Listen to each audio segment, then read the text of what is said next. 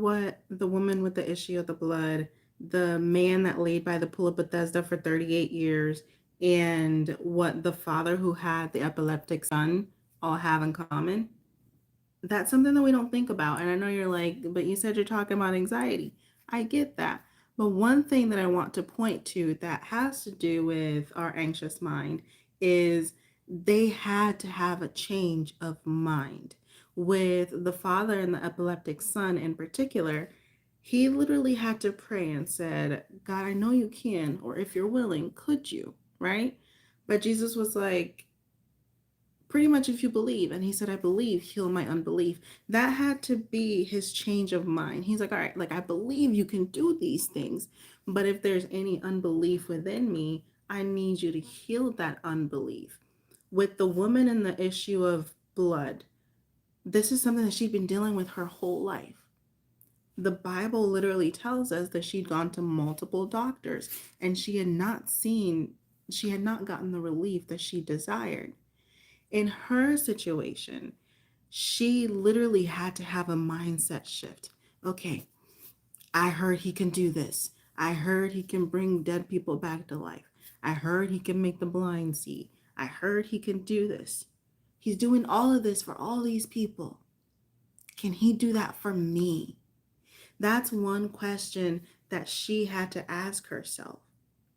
Because in those moments, in those situations, when you see everything else happening for everybody around you, and you're in that position where you start to question, like, well, he's done it for everybody else, can he do it for me? He did it for that blind guy down the street, but can he do it for me? That's something that leads you into frustration. That's something that can make you doubt not just who you are, but who God is. So in her situation, she had to make up her mind. Not to mention, she was in the position where essentially she was ostracized from the rest of the community. Nobody was around her. She couldn't touch people. She couldn't go into crowds. She couldn't do a lot of things.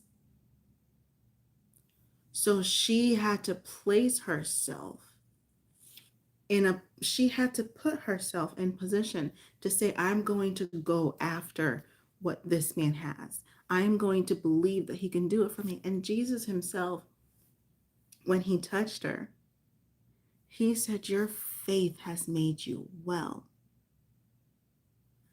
Her faith was that changing of the mind. Her faith was her being able to stand firm. Her faith was her being able to push through the crowd to say, I believe that he can do this. I believe that he has the power to do this for me too. Because that was her stance.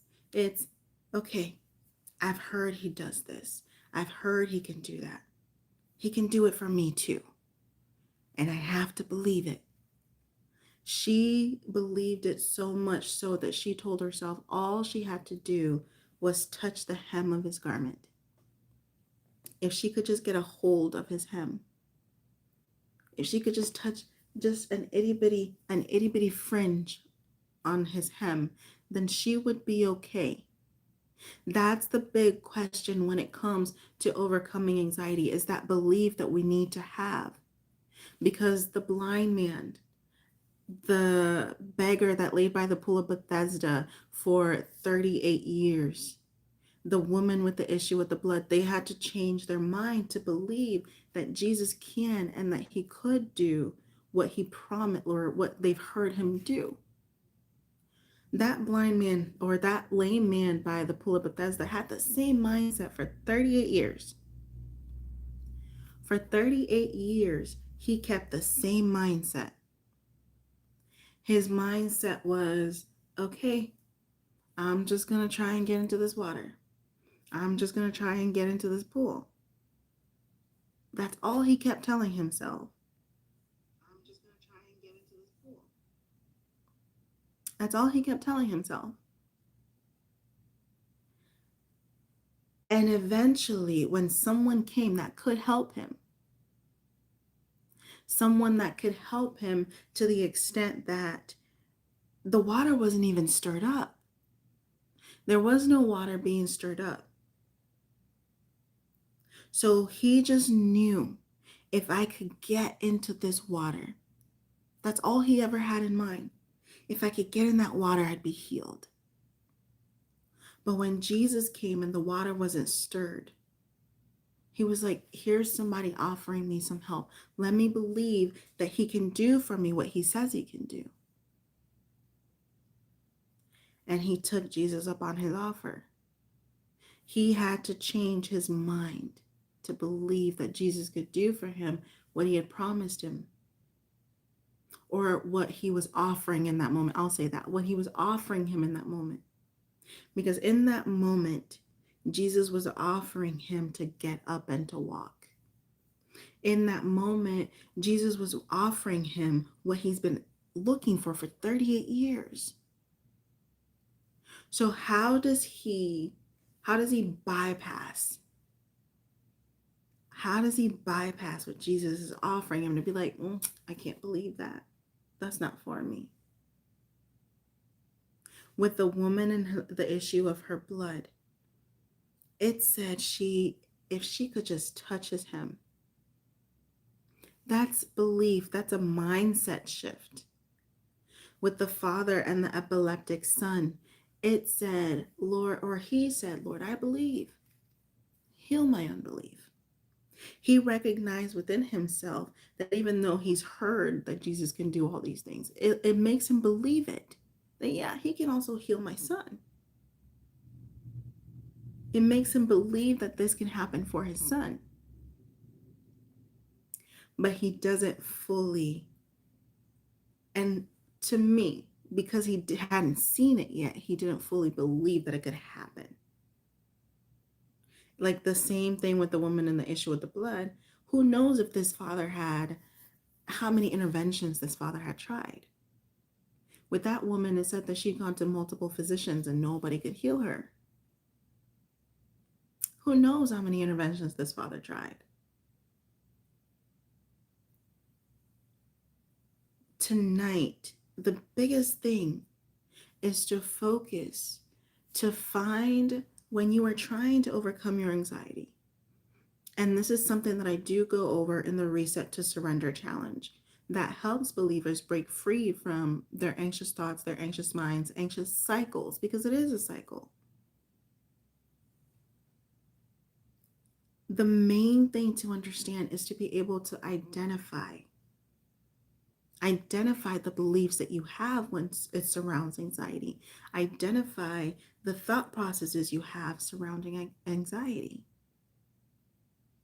What are the beliefs that you have in this particular moment? What are the beliefs that you have surrounding this anxious thought? How do you give that back to God? With the Father, he said, heal this unbelief. With the woman with the issue with the blood, she said, if I can just touch. That was a mindset shift. When it comes to surrendering and overcoming your anxiety, you have to have a mindset shift. You have to be able to say, I recognize that this is what the word says. I recognize that this is the current situation I'm in. This is what I'm feeling. This is what I'm currently going through. Lord, I'm giving it to you. Believing that you can take it over. Believing that you can help me overcome. And like the woman with the issue with the blood, like the father with the epileptic son, like the man that laid by the pool of Bethesda for 38 years, a movement has to take place. That woman pressed through the crowd. She pushed through the crowd, something she's never done before, because someone in that situation was not allowed to be with the general public. They were not allowed to touch people. The man that laid by the pool of Bethesda for 38 years had to make a conscious decision to get up. I've been laying here for 38 years. What's going to keep me, or what's going to say that this is different this time? Especially since that pool is not stirred up. He had to make a conscious decision within himself to get up. The man who had the epileptic son that says, Lord, I believe, just heal my unbelief. He made that conscious decision to say, maybe there is some doubt in me. So let me ask this man. Let me ask this man that's willing to heal my son to rid any unbelief that's within me. And sometimes, in all honesty, when you're overcoming anxiety, that's what you have to do, especially if you're in the position where you're trying to surrender it to God. You have to say, I recognize that there's unbelief here because your word tells me to be anxious for nothing. But hey, I'm still anxious. Your word tells me to keep my mind on the things above. But hey, I live in this world. And right now, all I can focus on is this thing that's happening to me.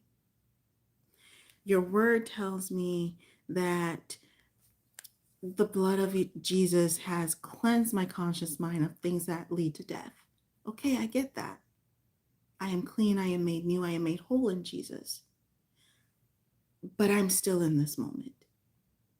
You have, when you are in the process of overcoming anxiety, of overcoming anxiousness, you have to be able to recognize what the word says, where your beliefs lie,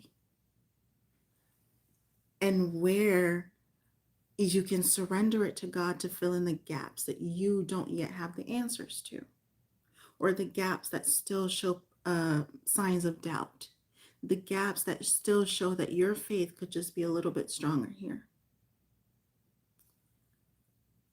There's action that needs to take place.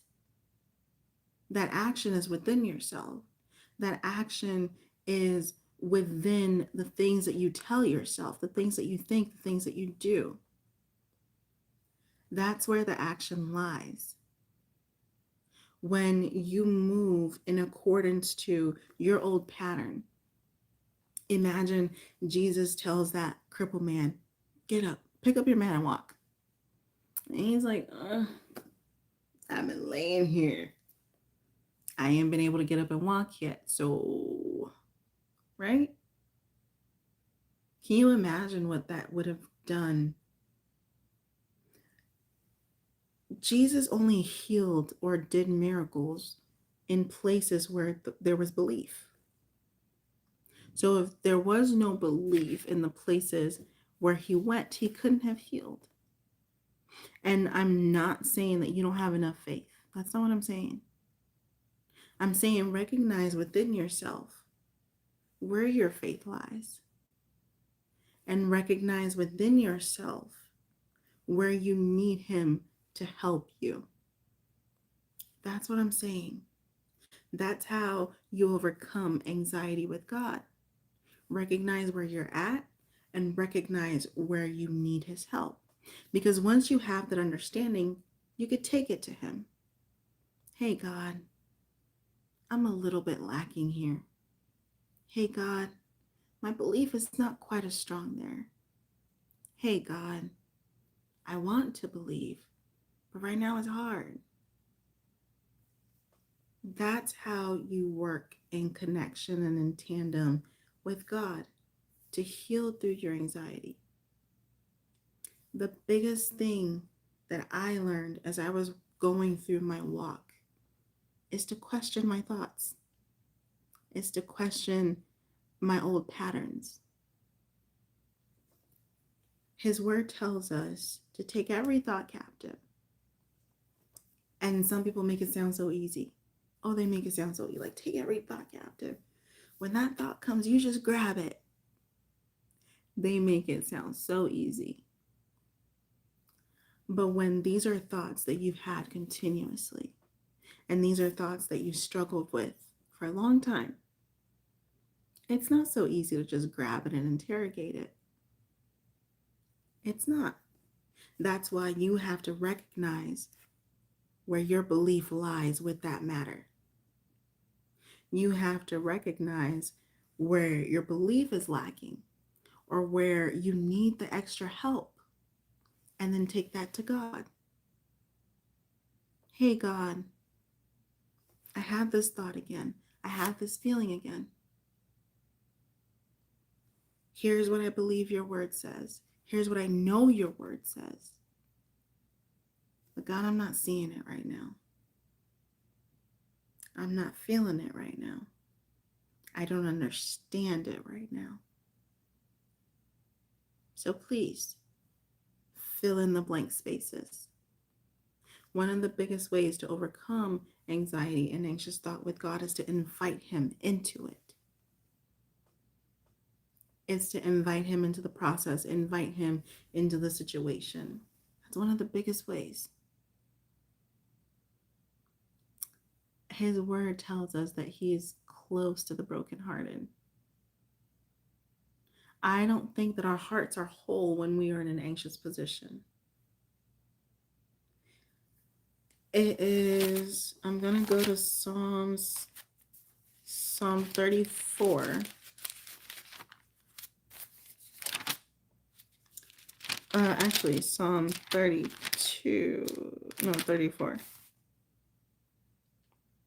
Is it 34 or 32? Hold on.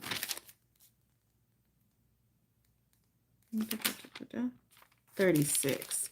I'm completely off tonight. Psalm 36. Nope, not that one either. Am I missing something? All right. I'm actually going to go to Psalm 91. Let's go there.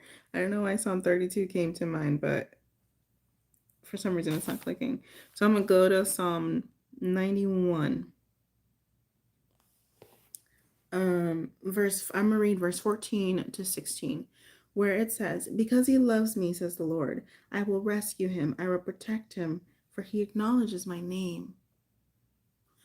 This whole psalm could be very highly anxiety inducing, right? Because you have to remember, it says, "He who dwells in the shelter of the Most High will abide under the shadow of the Almighty.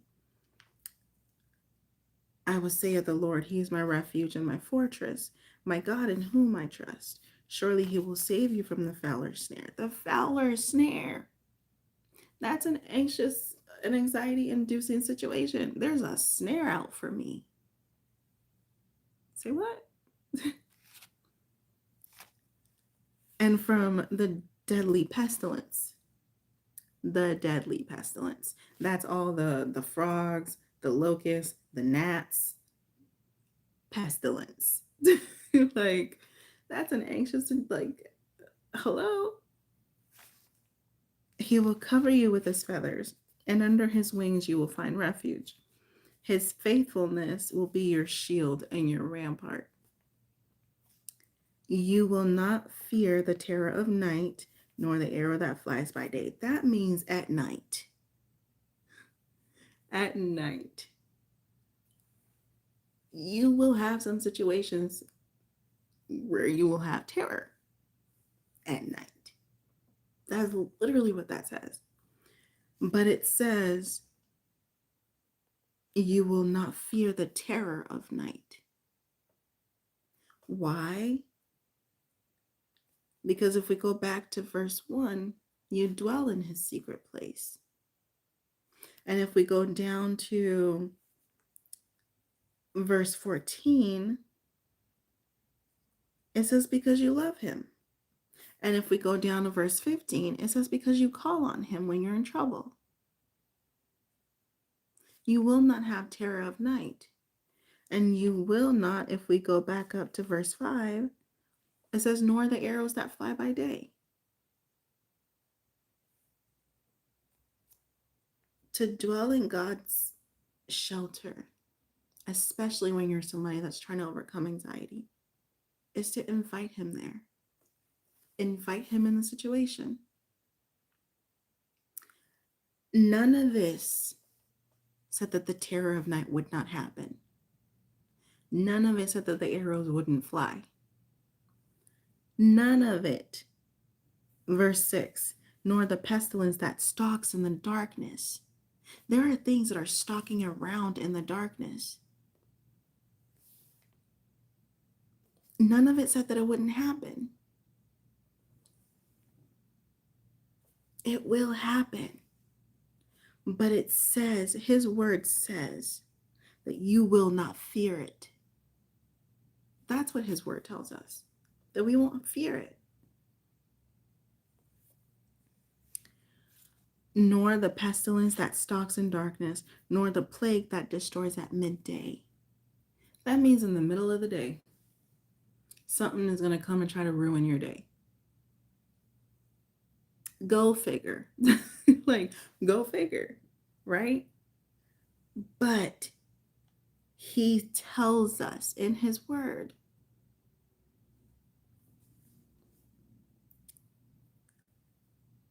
you will not fear. If we go to verse 7, it says, 1,000 may fall at your side. Because the plague got them, okay? That plague, it got them. They weren't under the shelter of the Most High. The plague took them out. And 10,000 at your right hand. Who knows if the pestilence got them? Who knows if one of the arrows hit them? They weren't dwelling in the shelter, but because you acknowledge yourself as a child of God, you're in his shelter. And he honors you for that.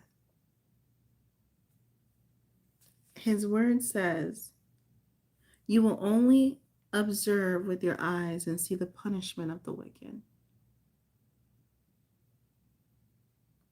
It is wickedness to be outside of the shelter of God. It is wickedness to be out of the will of God. That's why when Adam and Eve fell, God put them outside of the garden. They had committed wickedness. Only with their eyes could they look back and see the garden. They couldn't go back in there. Verse 9, it says, you say, the Lord is my refuge, and you make the Most High your dwelling. Because you say, the Lord is my refuge. Now, a refuge is essentially like a fortress, like a safe place where people would go hide during old times when they were doing like wars and all this stuff. That's what a refuge is, where people would go and hide, right? But it says, if you say the Lord is my refuge, if you say, that means you have a choice. If you say, that is a big if. That's a choice-inducing if. So if you say, the Lord is my refuge, if you say,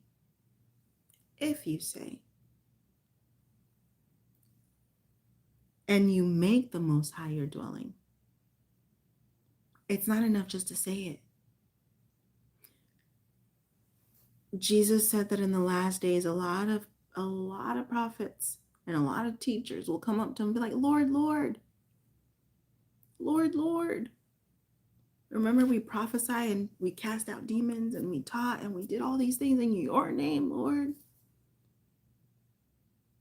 And he's going to say, depart from me, I knew you not. Why? Because they did not make the Most High their dwelling place. They did all the showboat things. They did all the things that the people could see. Everybody loves a good prophecy. Everybody loves a good raising from the dead. Everybody loves a good healing. But those teachers and prophets, whoever, did not make the Most High their dwelling place. And the only way for him to know you is to dwell with him. The only way for him to know you is to dwell with him. That's why it says, if you say the Lord is my refuge, and you make him, you make the Most High your dwelling. It's a big if. Verse 10, no harm will overtake you. No disaster will come near your tent concerning you. Verse 11, for he will command his angels concerning you to guard you in all your ways. They will lift you up in their hands so that you will not strike your foot against a stone. That's what he does. In the middle of an anxious moment, remember who your Most High is, because he is your refuge. Invite him into that moment. Lord, I need your shelter right now. Invite him into that moment. Lord, you are my refuge. You are my fortress. Invite him into that moment and ask him to save you. Remember where you're at. That's first and foremost. Just remember where you're at. This is the belief that I have surrounding this. Lord, my belief is not big. My belief is not great. There were multiple times where I said, Lord, all I have is a mustard seed right now. All I have is a mustard seed. So please, move a mountain with just this one seed. And sure enough, I had to take a step. I had to take a step. But he moved the mountain. And not only did I have to take a step, but I had to stay in that step. Because in Colossians chapter 2. Give me one sec. I haven't flipped there in a while. Colossians chapter 2. I want to say it's verse 13. Give me one moment. Oh, this would be so much easier on the app. In Colossians, Paul mentions, there we go, I found it.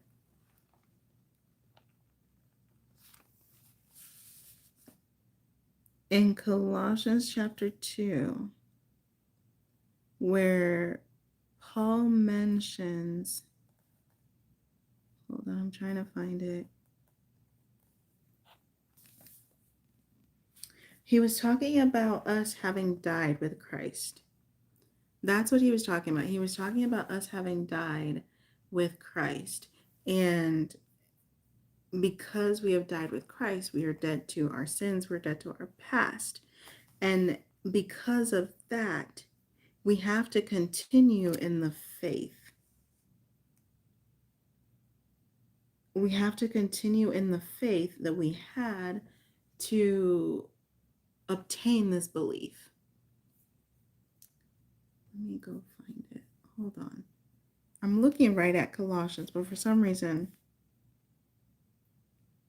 it's not jumping out at me. And I grabbed the wrong Bible tonight, so, well, yeah. Oh, no. Or is it chapter 1?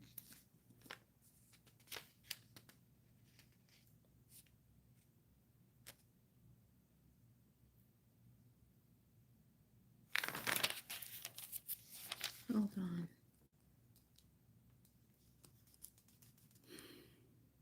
Oh, this is going to, okay. Oh, I actually found it. Okay, so it's chapter 1. It's Colossians chapter 1, verse 23, where it says, I'm actually going to start from verse 22. That says, but now he has reconciled you to Christ's physical body,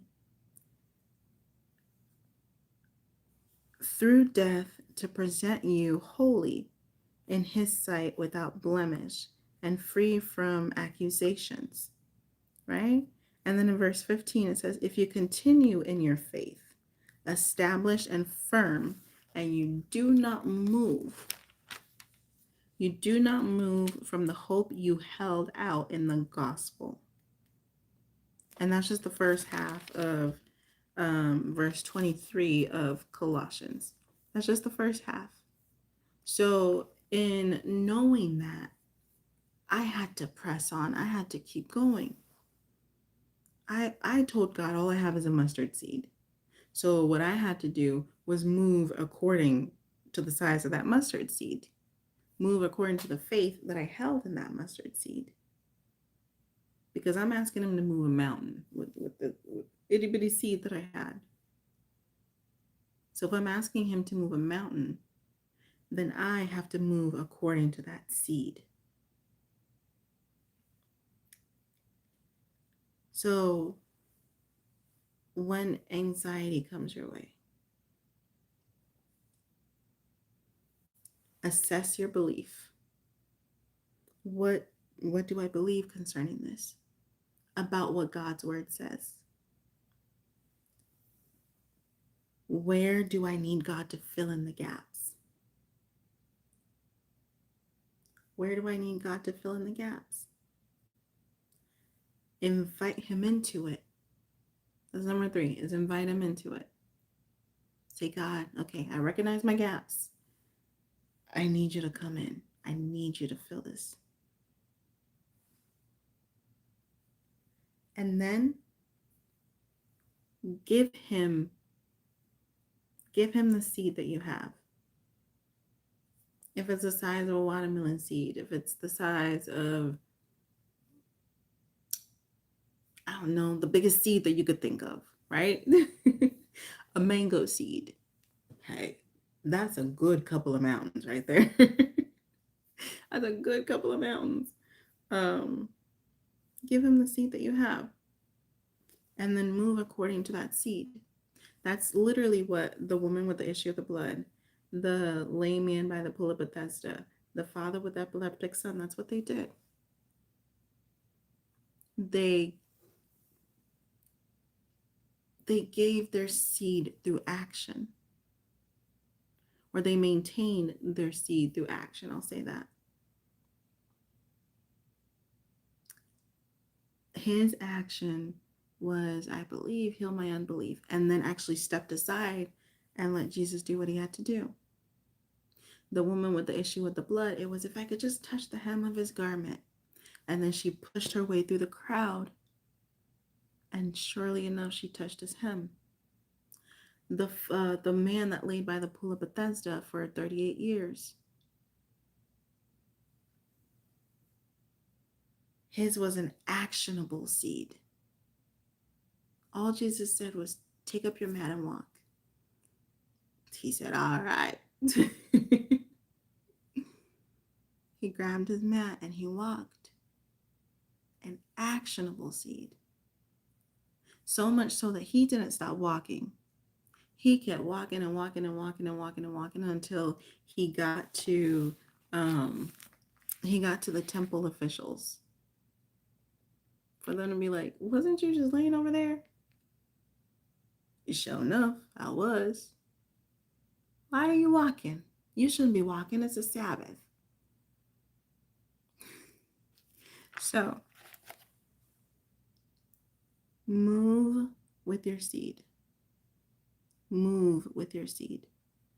And have enough faith that he who is faithful, he'll help you through this. Overcome anxiety. Overcome your anxiousness. Overcome it with God through these simple actions. If you found this useful, make sure to follow for more. If you want to do a deep dive where I spent 5 days going through how I overcame anxiety, the framework that God gave me to help me overcome anxiety, that not a single drop of medication, not the breathing, like none of it could have taken care of it for me, but what he brought me through. Then make sure to check the description box for the Reset to Surrender Challenge, a 5-day challenge that helps you identify the cycles that you go through with anxiety, break those cycles, replacing them with biblical foundation, biblical beliefs. Hope to see you inside.